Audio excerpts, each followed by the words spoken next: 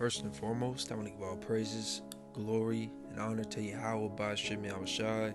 Double honors to the apostles and elders of Great Millstone to rule well. Peace and blessings to the whole elect of Israel. Alright, this lesson, I'm going to title it, Gird Up Thy Loins. Alright?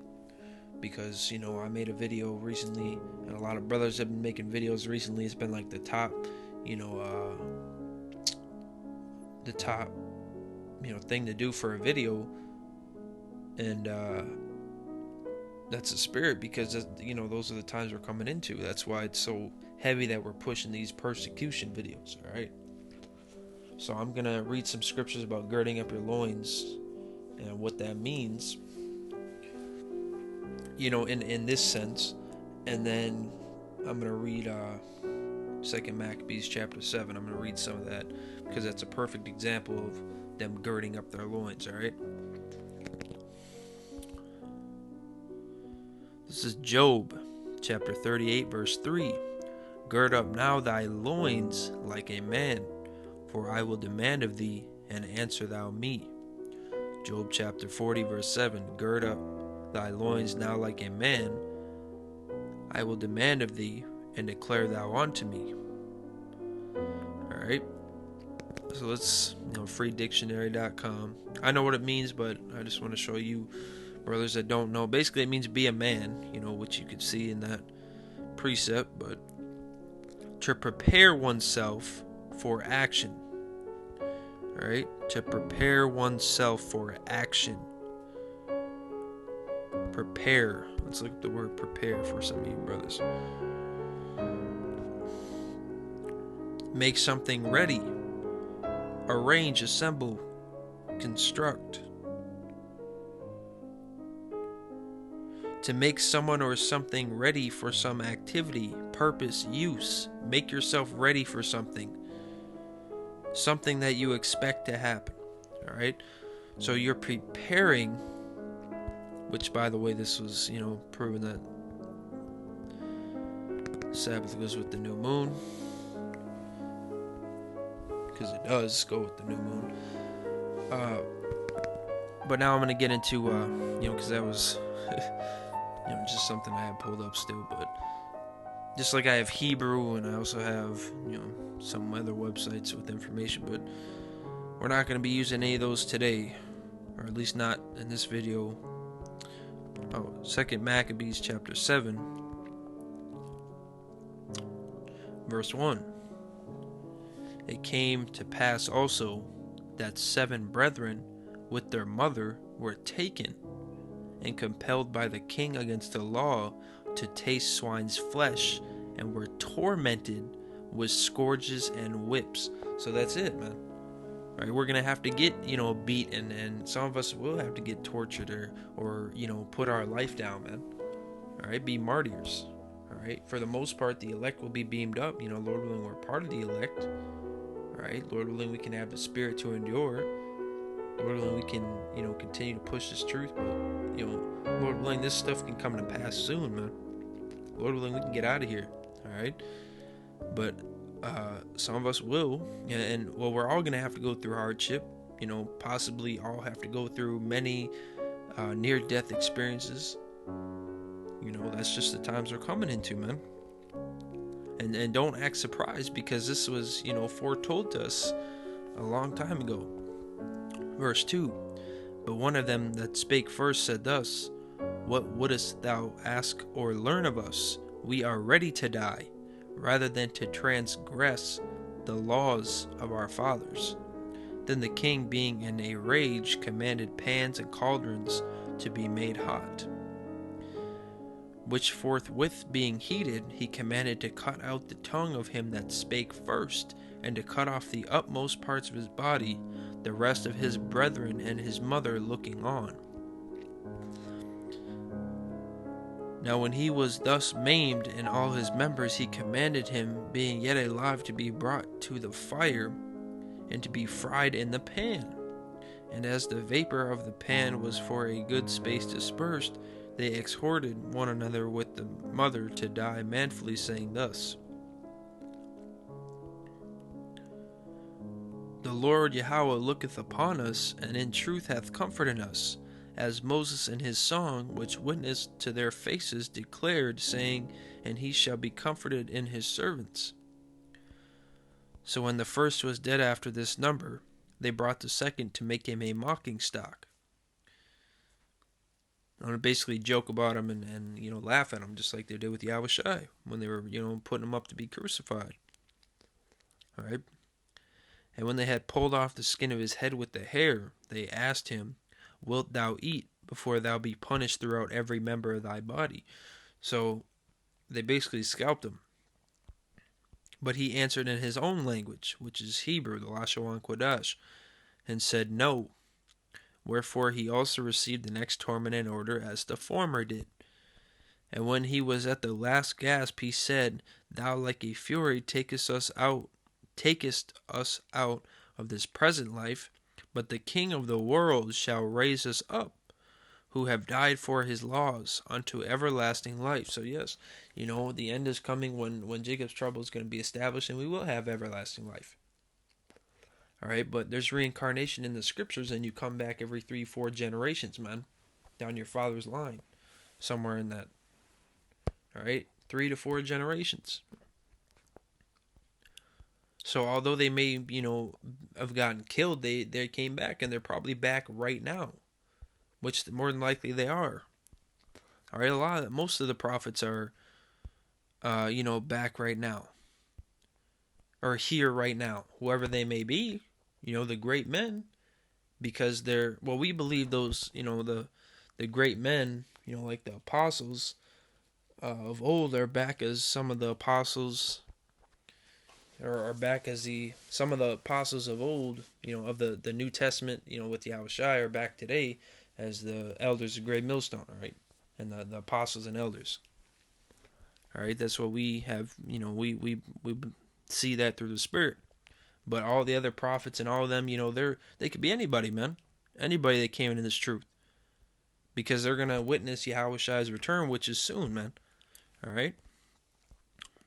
Verse 10, and after him was the third made a mocking stock.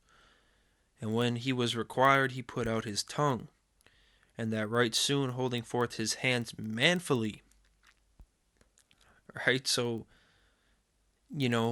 he stuck out his tongue, and he put forth his hands, because they were cutting off fingers or hands, and then the tongue, cutting out the tongue. And he put himself, he met him halfway, so to speak. All right. Do as thou will. He's basically, giving them that through actions. He said courageously, these I had from heaven, and for his laws I despise them, and from him I hope to receive them again.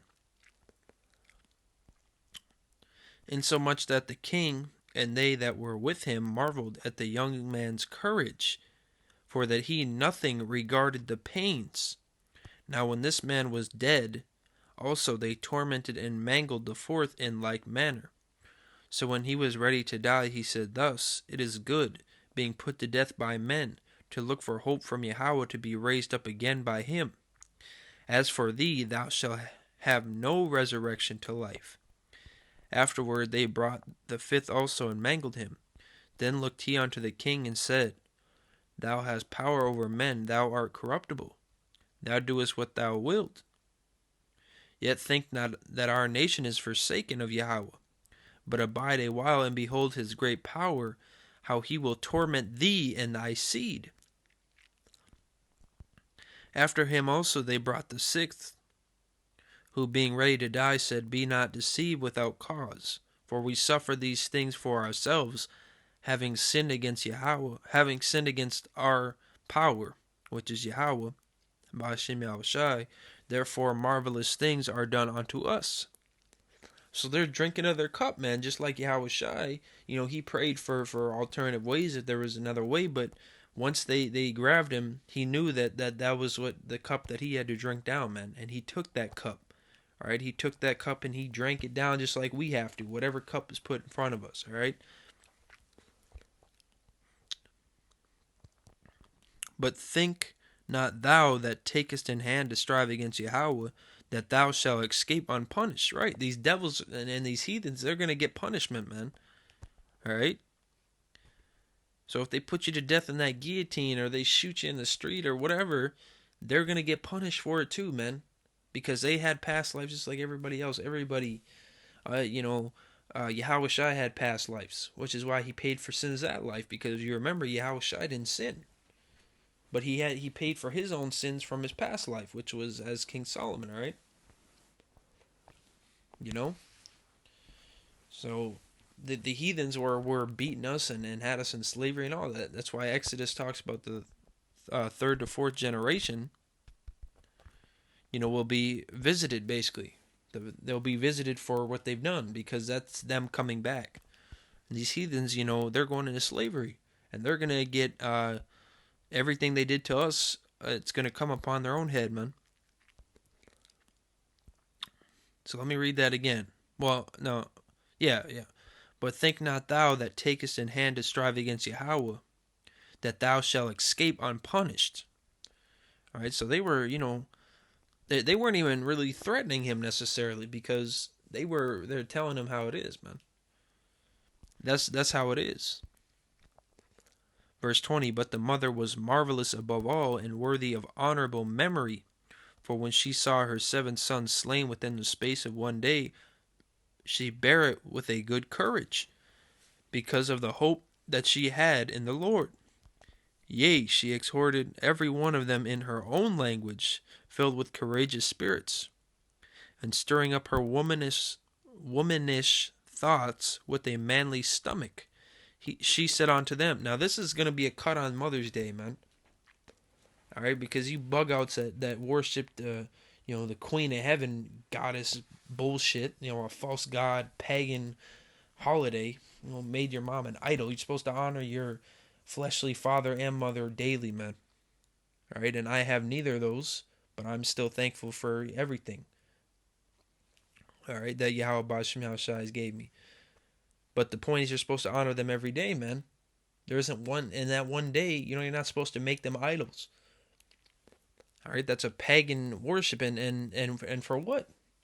Because they gave birth to you? Well, Yahweh is the one that allowed that to happen. Yahweh is the one that created you. Yahweh is the one that created her. Yahweh is the one that created everything, man. Yahweh created Yahushai, and then Yahushai created us, man. So let's see what this mother has to say, and she's not specifically talking about Mother's Day, obviously, but this can be regarded for that. I cannot tell how you came into my womb, for I neither gave you breath nor life, neither was it I that formed the members of every one of you. But doubtless the Creator of the world, who formed the generation of man and found out the beginning of all things, will also of his own mercy give you breath and life again in that third and fourth generation, as ye now regard not your own selves for his law's sake. So she said that she didn't make them, man, because you are what your father is, man. You're the seed, but because that's what you are. You're the seed, and you live in that temporary house in your mother, but it's still Yahweh that created you. All right, Yahweh created you and me and everything. So don't make the day already passed, but a lot of you made idols of your mother, and you're gonna get judged for that, man. All right, you're gonna get judged for that. So with that being said, you see that these brothers went through complete hell, man. But that's what we have to be ready for. Like it said, gird up your loins. We have to prepare ourselves for possibilities like this, man. Being thrown in those FEMA camps. All right, being having to face death on the guillotine. Just whatever it may be, man. All right. I'm going to get Jeremiah chapter 30 verse 7. Alas, for that day is great, so that none is like it. It is even the time of Jacob's trouble, but he shall be saved out of it. Which is talking about the elect. The elect are going to be saved out of it. But some of the elect are going to have to be put to death, man. Which you see in Revelation chapter 20 verse 4. Revelation chapter 20, verse 4. And I saw thrones, and they sat upon them, and judgment was given unto them.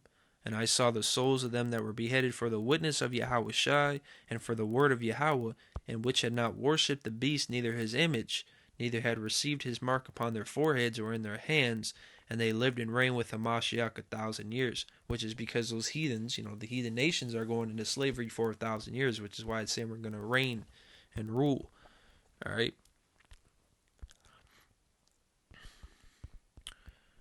Revelations chapter 2, verse 10, I'm going to close out with that.